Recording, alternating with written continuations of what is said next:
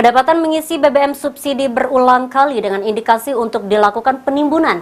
Dua tersangka ditangkap polisi saat hendak mengisi BBM melalui mobil di SPBU Kecamatan Tua Negeri, Musirawas.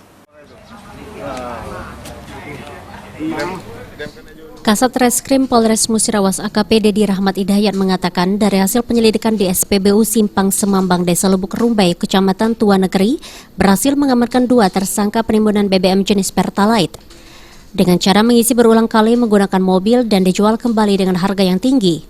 Dari tangan tersangka, petugas menyita dirijan berisi BBM Pertalite yang totalnya mencapai 200 liter.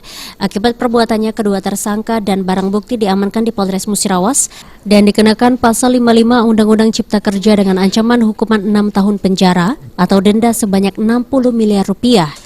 Polres Musirawas sendiri kini masih melakukan pengembangan dalam hal pengungkapan kasus penimbunan BBM yang terjadi saat ini. Adi Arianza, PAL TV.